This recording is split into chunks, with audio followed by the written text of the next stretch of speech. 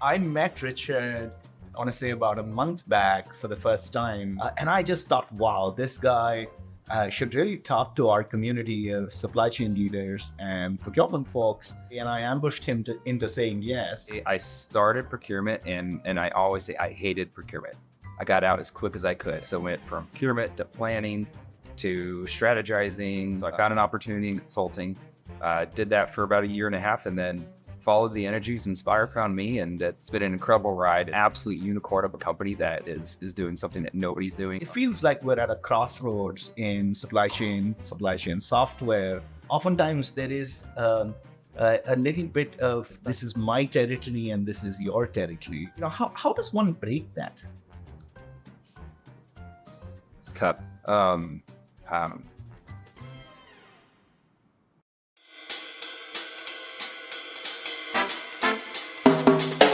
We're here in Atlanta today in the offices of Inspire Brands, and I'm here with a friend, customer, and overall, just phenomenal conversationalist. I think from the first time I met him, Richard Hesse, who runs procurement for all things software at Inspire.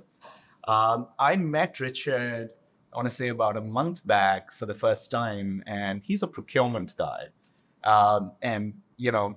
I came into the room expecting to say hello and a quick 2-minute conversation. I sat down for 45 minutes and had a whale of a time talking to him.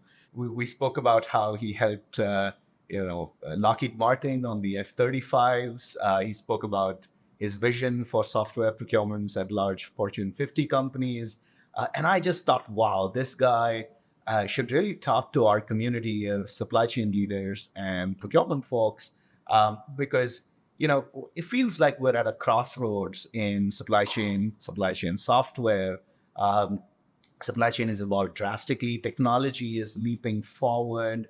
And supply chain leaders it's not their day job to buy software. And so one of the things that we try to do is help them through that journey of figuring out, when to invest, where to invest, how to invest, and also what to look for in that whole relationship. So what we're hoping to do today, and I ambushed him into saying yes, what we're hoping to do today is really talk through his philosophy of how he thinks supply chain software and the landscape should be looked at. And hopefully our audience can take away some of those nuggets of your wisdom and take it into their businesses and help them flourish. So before we dive into it, Richard, talk to me a little bit about your background.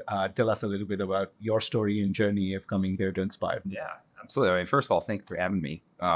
Make time out of your schedule to get down to cold Atlanta. It's an interesting story. I can say I started procurement and I always say I hated procurement. I got out as quick as I could. It was big procurement, very transactional, very process driven. You were essentially a peg in the wheel, but very much a linchpin at the same time, to where the pressure was on you, but you had no say in what you were buying. Your negotiating power didn't really have negotiating power. So I got out as quick as I could and went at Lockheed, spent about 10 years there. Got out of procurement after about 2 years, went to resource planning, and really just followed synergies to get to really where I thought the ultimate value was. So went from procurement to planning to strategizing. Ultimately, before I left, was with the F-35 program, just doing various aspects of leading supply chain strategy. And then realized it was time to get out of the big world. Found an opportunity in consulting, specifically in software procurement, and really wanted to get into software procurement because it was in looking at the F-35, need to get a massive billion line item bill of material for those amazing airplanes. You don't realize every screw on that airplane is tied to a piece of software. And so really connecting to where this technology that I loved was going, the software tie to what I thought was a boring procurement process with direct materials, and realizing where that was going to, I wanted to learn more about software. So I found an opportunity in consulting, did that for about a year and a half, and then followed the energies inspired around me, and saw an amazing opportunity. Was reached out by a recruiter and it's like, I don't want to go to the restaurant industry. that is not where I want to go. I want to be tech. I want to be big tech. But ended up watching a video with Paul Brown talking about his vision and our CEO and where he really envisioned the restaurant industry going, and then realized they're investing in software procurement and needing a resource there. I can do that. And so came in. It's been an incredible ride. It's been this is an absolute unicorn of a company that is doing something that nobody's doing. During the recruiting process, after the recruiter reached out, and still with that mindset, I don't want to touch the restaurant industry. It's, we don't really eat fast food. It's not where my values lay. Like I said, want to go back to, stay in big tech. Thought it was, what the cool thing to do. But after watching a video of Paul speak, he really spoke about the vision that he had for the company and where he wanted it to go, and how it was it's not a restaurant company. It is leading really the consumer industry and technology. We're doing something very unique. So the fact that they were willing to bring someone on and invest in software procurement was just that crossroads that I needed to hear. Took a leap, and I couldn't be happier. It's been an amazing couple months here at Inspire, and the continual is just. And I back up just to be on site with this amazing building that we have, and then to sit down on our second floor, which is built for community. It's, you see your executives down there, get some ice cream, grabbing a coffee, just a really unique environment, and it couldn't be happier. Wonderful. And, we talk about software being the nuts and bolts of a business, but you went from actually sourcing nuts and bolts for the F-30s and then to actually now sourcing software from out of Inspire. Maybe we sort of split today's conversation into three sections, if you will, and loosely. One, I'd love to sort of dig into your philosophy around where you think supply chain software is going. Supply chains are going, and therefore how software can support that. One, and in relation to that, how should supply chain leaders think about their investments in technology? What is the framework that you use as you partner with your business to sort of drive that? Number two, let's talk a little bit about that partnership itself, because you just said that, and you alluded to, procurement being sort of out in the boonies. Somebody makes the decision on what needs to be bought, how that fits within a larger strategy, etc. And procurement sort of comes in at the fag end of that journey. But I've seen you partner very early in that decision-making process, even before the company starts talking to vendors. So let's talk a little bit about how procurement can play a strategic role, and how the business can leverage procurement to drive strategy. Yeah. And then the third bucket, let's talk a little bit about, procurement does not just sign till you sign the contract. The relationship starts when you sign the contract. Right. So let's talk a little bit about how that journey then evolves to going forward. So your philosophy around, how supply chain leaders should think about their investments in technology in the context of where supply chain and technology is going. Yeah. Lots to unpack there. First of all, just my mindset on procurement is, especially with software procurement, is not, procurement kind of gets a bad rap where it's just very process driven. There's the general procure to pay 7 to 15 step process. My ultimate role in procurement, how I've always envisioned it, is we're an advisor. We're an advisor to the process. We're an advisor to the market. Mm-hmm. Our executives are very busy. They don't have time to sit and read white papers or connect like we do. And I try to bring a lot more value than just getting something signed. So that kind of starts with just knowing the industry and understanding, especially in supply chain tech, where really coming out of COVID that was the we need to make some changes. And you see a lot of people moving from those big, massive ERP systems to more of a best-in-class strategy, just so that they can have that flexibility. But a lot of companies are only 2-3 years old, if even that. So there's a lot of proof that is not there that executives for the last 30 years in software could rely on the big guys for. So when you're looking at that, there's a big difference. My philosophy is there's a big difference between finding a partner that can meet strategy and can meet your journey. Journey is very different than strategy. you need a partner that's going to come in. The CEO comes on site. They're willing to lean in. They've proven themselves, but I try to get that information to teach my executives or help them understand that we can't really build something on expectations. Or no, we need to build on expectations and not experience. So where all these big companies have experience in software, just general, they can create a platform that could probably do something pretty good and get some insights. But there's a vision that we need to rely on that can really help. And that just goes so much more than experience in the past. Yeah. That kind of makes sense. Fascinating. It's really tough, especially with software, with how fast it's growing. Kind of got to stay ahead of the curve. And what you did yesterday is not going to get you where you're going tomorrow. Lots to unpack there. Yeah. So, you're talking about procurement not being invited to the party at the fag end of the decision, but procurement actually advising business on trends, on areas to invest in, areas to keep note of. Let's dig into that a little bit. As you sort of think about that balance between the larger, more established ERP players or technology players that have been around for the last 30 years and up and coming software startups and early stage businesses that are proving themselves out and the journey of sort of moving themselves out. In that comparison, oftentimes the business and the executive has made a decision relying on a certain set of metrics.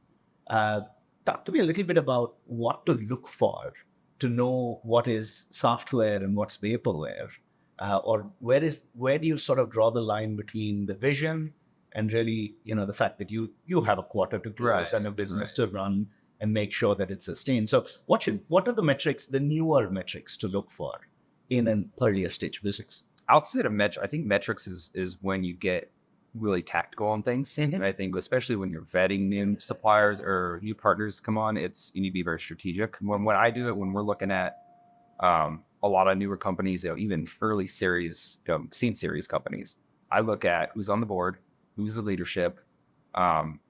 Specifically in some supply chain programs, we've been looking at is there somebody with a proven supply chain background? Is it just supply chain background, or do they have QSR background, consumer background, engineering background? Because the platform is what it is this year, but it's essentially nowadays all software is somewhat favorite. It's going to be new next year. Yeah, and you're going to want to expect, you want to change those expectations. So I look at who's leading the company. But then it's also really important to, understand, I kind of get a little nosy at times and really understand what their churn rate is with customers. Where I like to really invest is understanding what their support packages are right now. Do you get just an account executive and then a customer success manager that you check in with once a week or once a month sometimes, or once a quarter? Or do you have, the CEO going to all your initial sales meetings, and then a vetted team that's going to onboard you correctly and sit with your team, even sit on site for a couple weeks. Those kind of things that speak really just goes beyond initial cost to get in. There's always a cost to get in the door, always an investment, but the people side is where I really look at. Fascinating. So there's the people side, and you also spoke about sort of, the experience of the individuals involved in sort of envisioning where this is going. And I agree with you. I think one of the things that, we constantly talk about is, we might be entering a new industry. We might be talking to a customer that is, has a particular business use case that we might not have solved in the past. But one thing that I think often sets software vendors apart is their understanding of the problem before they even come to solving it, right? And so the depth of the understanding of the problem, because an account executive that is selling, was selling CRM yesterday is going to be selling, HR management tools tomorrow and is potentially selling supply chain today, is looking at it as all a software sales process. Right. Versus, I think our ability to sort of understand the problem, our ability to envision a solution, and then sort of go about solving it, I think is what you're alluding to, which totally makes sense. The second part of what you spoke about, which is also interesting, is, once you sort of lay out a set of problems for which you're looking for solutions, oftentimes what also happens is solutions drive uh, thought processes around, hey, that's a problem that I didn't know I had, Right. or that's a problem that I didn't know could even be solved. But here is a way to solve that problem that fundamentally changes a set of constraints around the broader landscape of how I'm thinking about this. And we've seen all sorts of things happen there, right? We've seen teams evolve or certain teams not be required completely, the certain go-to-market channels completely get enabled, etc. Right. So talk to me a little bit about that back and forth where you're learning about the market, you're educating your executive, but sometimes it goes beyond just, hey, here's a problem that I have, that I've got a solution from the market for you, but here is an innovative new product that's there in the market. What can we do with it, and how can we imagine the problem around it? Interesting topic though, because to touch on the sales point, you a lot in this company, you do deal with even 2-3 years of experience, maybe the great salespeople, Yeah. but maybe not fully understanding the full picture. I think in this space, the sales teams that are really successful don't just focus on making a sale. They're selling a transformation, and that's difficult. If you're just talking to me, you're not going to sell that transformation. Like I can get your deck over to my executive, but it's not going to.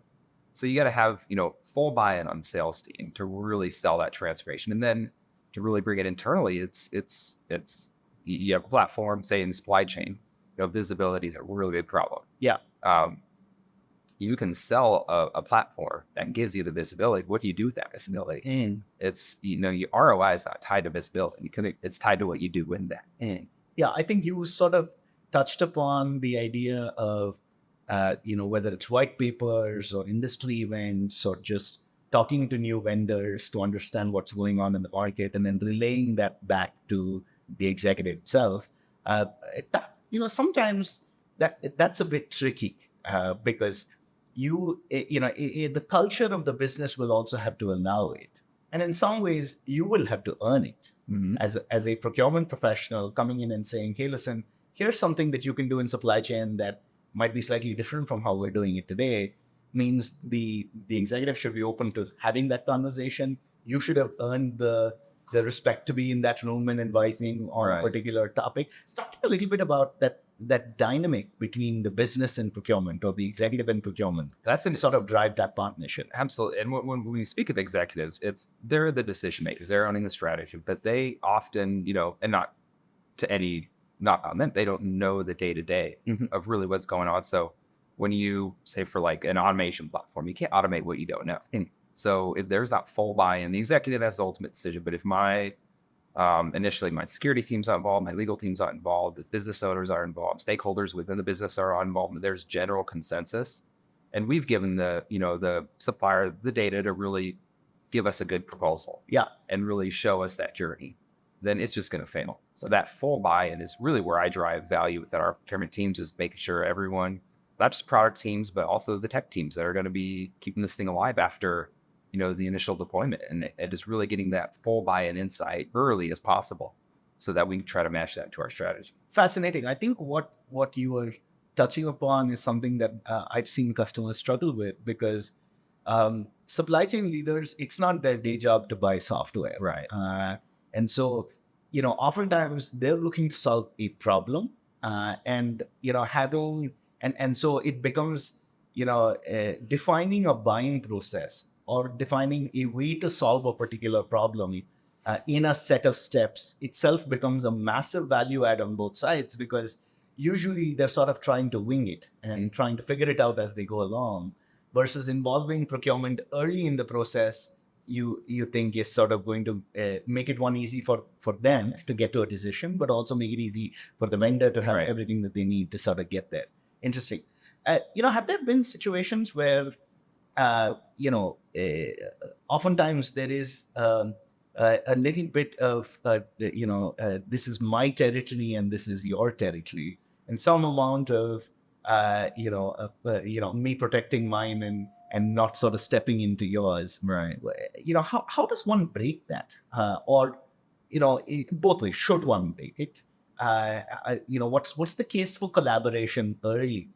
And how does one collaborate effectively? That's an incredibly tough, and I wouldn't have an answer to that if I hadn't been here for Yeah. the time I've been here. Our journey is very unique. We have, 6 brands that have come together in the past 5 years, all with very unique journeys. And we're coming into one journey now, and it's still not quite there, but it's the internal culture here absolutely is on board. Everyone knows it. But with that, you get 6 different brands with 6 different tech stacks. So everyone's, got their own project management tool that they love, own collaboration tools they love. So it's really, there's a really good culture on collaboration here that is, understanding where we're going. And you can't do that if everyone is very strong in their ownership of their tools. Right. So it's part of my job to really, one, understand what we already have in house, what's really working, what's going to work for the vision, and really understand truly what works for them. It's not ultimately my job. My job is to be the advisor. So it's, one, the finance team loves the suite tool, but maybe the accounting team doesn't quite love it as much. How can we kind of meet in the middle? Right. And make those conversations go forward? Fascinating. And you're right. The Inspire situation is more complex than a lot of the others because 6 different brands that operate as independent brands and independent businesses, but a shared services sort of corporate that tries to hold it all together. And navigating between that is challenging. One of the things that we've seen work very well is sort of exploratory conversations, right? Where essentially, formalizing a setup for an innovation day, or formalizing a setup for a week where once a year, and it's a recurring. Sort of the first time we do it, it's difficult to sort of get it in the door, but then people start expecting it once they see the quality, and it's usually run by procurement firms. And we've seen a beautiful thing that we've seen Procter & Gamble and Johnson & Johnson do very well, which is they would ask the business, what are the top 5 problems that you think you want to solve today? And they give them, everybody's got a list of things that they want to solve today. And then they'd say, look, I mean, what's your wish list of 5 that you wish was easier to? Sure, it's not a pain point immediately. You don't have the budget for it. Forget all of that. What is a wish list of 5 things that you want done? And then they would essentially then go source for vendors to just come present on how they would sort of solve specific pain points.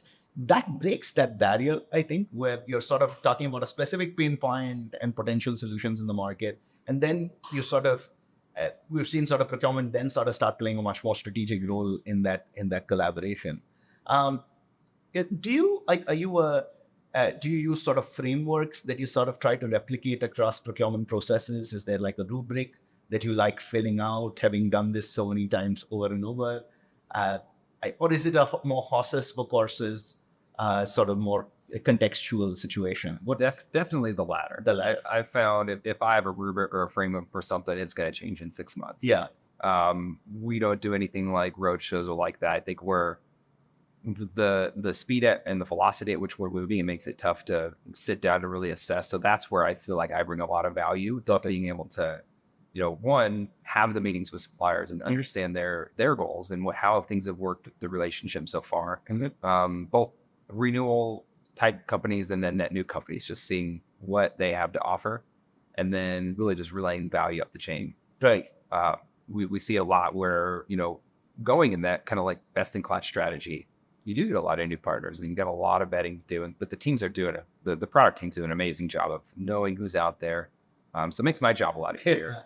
And they bring to its incredible partners on contract now, and then even more coming. So it's a really fun environment to be in. Got it. And in that context, if you were to give our community of supply chain leaders sort of your top 3 big sets of advice or guidance on how they should think about supply chain software.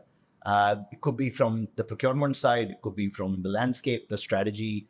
What would those top three things be? Be an expert in what's coming, not an expert in what is already here or what's happened. If you were a COVID era expert, you knew how to get things, avoid disruption. That's great, but what are we doing to build on that? So really sharing your own internal story. For me, is being a good person and, showing up, being responsive. Number 2 is definitely kind of tied to the people side. Understand who you're talking to. Like I said, if you're just talking to the procurement guy, you could hope that things are going to go, but it's probably going to take longer. It's Right.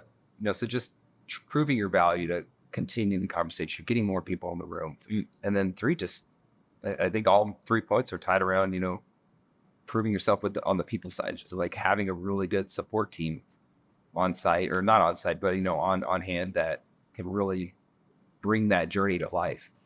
What's the past that? And what about the opposite of that, in the sense for buyers? As you know, if you were talking to a group of software buyers, supply chain software buyers, what would be the top three things that you'd want them to take away? I mean, number one is don't be process driven. Software is not a finite process. It is so different. It's so dynamic. Just be incredibly open to what's out there. Just because you have a proven partner for 10 years doesn't mean there's not what really alerts me is when smaller companies are taking market share from the bigger guys, and then having conversations with them to see what they're doing differently, understanding things like that. So just being conversational and getting away from the process. But also number two is really knowing your process. These conversations take a long time to really get to the contracting side. Right. So if you don't know that process, I mean, understanding SaaS metrics, the customer acquisition cost is going to be out the door. Right. Or through the roof is probably a better thing to say. But so you got to be cognizant of how the company is, especially these earlier companies, 2-3 years into the game, it's funding is huge. So you got to be really respectful of that and not just prolong them for months and months. If it's not an option, move on. And then that's more external collaboration, but internal collaboration is probably number three, is knowing who in security needs to be involved, who in legal needs to be involved very early. You don't want to start redlining the week before signature. IT team, product team, who's the ultimate business owner, truly knowing your internal ecosystem and matching that to the market is probably where we could bring the most value. Fascinating. One thing that we're constantly seeing in the market is when buyers have a budget that they're looking to fill, but then a significant number of buyers then going out and creating budgets once they find an interesting solution to solve a problem. As you think about this breadth of this, how much are you seeing just increasing labor costs and the idea of sort of productivity as being a value driver? The idea of sort of driving business strategy, which is a new business, a new go-to-market channel or a new supplier network, etc. There are different elements of that ROI that can sort of drive that budget. Is there ebbs and flows in the last 15 years that you've been doing this, that productivity is taking a higher calling card, or technology adoption in itself is seen as valuable? What are the metrics for that ROI? I think that's definitely the dynamic. I mean, just coming out of COVID, just to use that as an example again, it's kind of had somewhat, especially in software, kind of somewhat inflated budgets because we needed it. It was an absolute need. Now that things have settled, they're definitely a different economy. The investment piece is scrutinized a lot more. Yeah. But where I try to paint a picture is you can't base yourself on the budgets of, especially the big guys. Like they have different economies, different, you're paying something different. But if there's a true good investment for one of the earlier companies, there's a little bit of a lean in on both ways. Right. So you definitely got to be cognizant. If you find a truly good platform, it's been vetted, you want to invest in it, sometimes you just got to make it happen. Obviously, that comes with the transparency of what the true cost is. You're investing in the company, so you should understand some of the internal metrics within the company, how that matches to you, whether you're willing to invest it, see where they're going to truly, go back to investment. Sure. Right? Know that it's a true investment. But I think a lot of people are realizing that productivity is tied to technology. Yeah. And so it goes back to the automating thing. It's just, you want to automate things, well, you got to know what you're automating. But it's the investments, and you got to see how much productivity. It's hard to measure, I think, if you move in camp. Yeah. But internally, you just got to know where you're going to be 3-5 years out, which is hard to do in software, but It's you kind of got to tie to that journey as well. Yeah, and I think you're right. I mean, what is the productivity benefit or the ROI? Microsoft Teams, right? What is the ROI of an HRMS system? It sort of weaves into the way you do work, and in sort of a modern work context, there's a bunch that comes with it. Talk to me a little bit about after the investment itself. You've signed on the red line on the dotted line. You've made the investment in buying software. What's the role of procurement there and continuing to sort of partner with the business before it comes up for renewal? In procurement, I think there's a bad rap of procurement where it's signed and you'll never talk to me again, which I don't enjoy, because if it's something signed and I would just work with a rep for 6 months, it's like it's kind of an insult to, But I like people, so I like to continue the conversation and just out of curiosity, I like to see how it's going. I think in the very dynamic world that we have with software, there's always a very, especially in the higher investments and implementation piece, that you really need to pay attention to. Whether it's within the company or a third party, there's always contracts that are going to come. And in software world, you're going to have a yearly renewal, every couple of years renewal.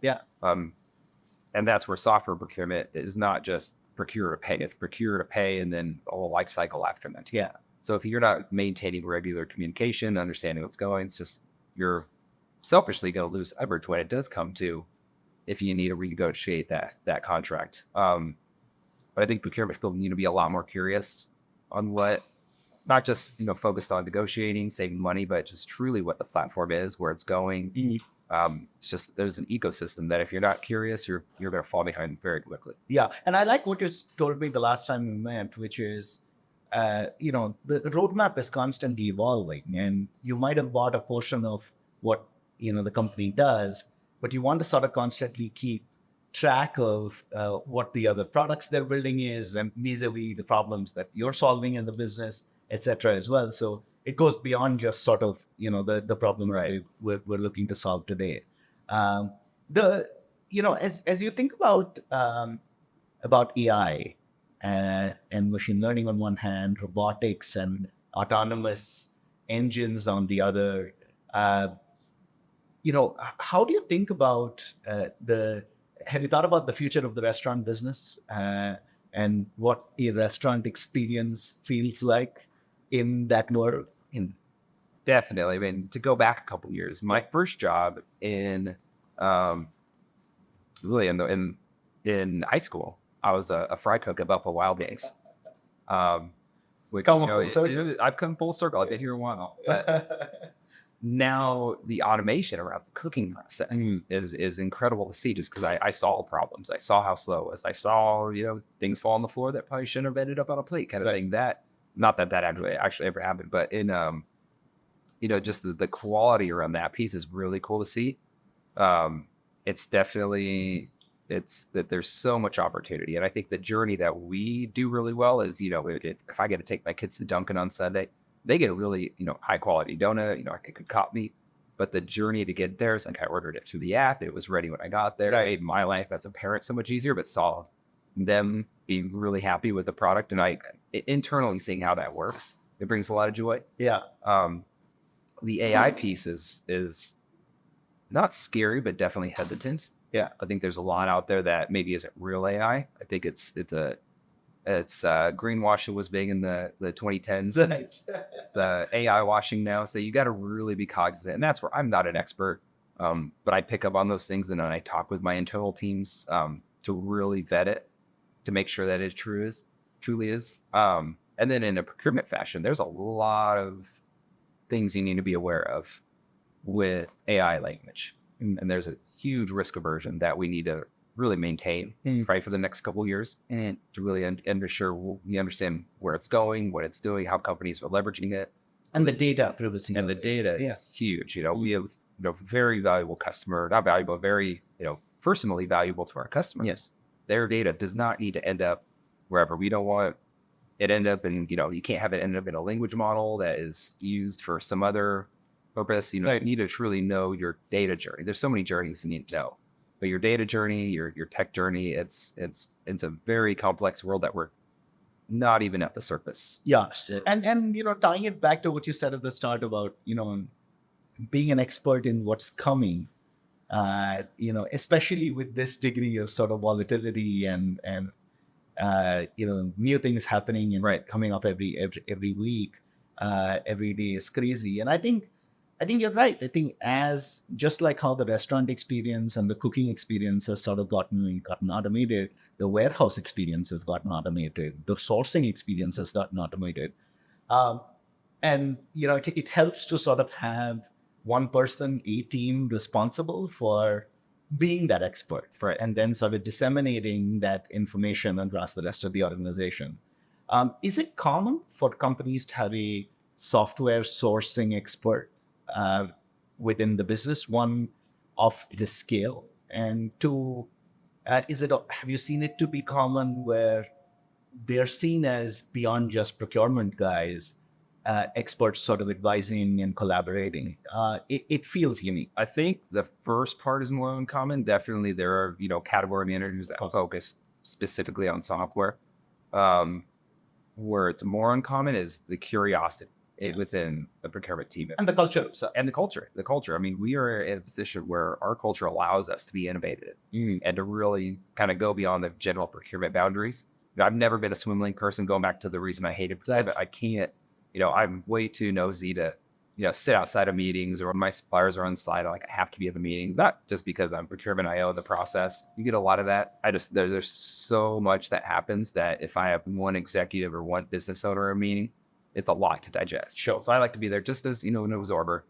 I think that's a little bit more unique to where if you get somebody that's just been in procurement, doesn't really know that they need to. Like my experience getting outside of procurement and going to planning, going to strategizing, understanding that procurement was always a part, or should have always been a part of that process, when many times they weren't, and they were caught off guard in a quarter. They already have a massive list of contracts to get done, and just that curiosity feeds my ability to really maintain the scope of work internally. So it's definitely it's personally a huge ROI to be curious and understand what's going on. Yeah, because it helps my day to day, but it's very unique. and I think it's also the ROI for the business, right? And hopefully there are more Richard Hesses. This was a pleasure, Richard. Absolutely. Thank you for doing this, and hopefully the audience took away some nuggets of your wisdom. We're looking forward to doing more of this soon. It was awesome. Thank you. Thank you.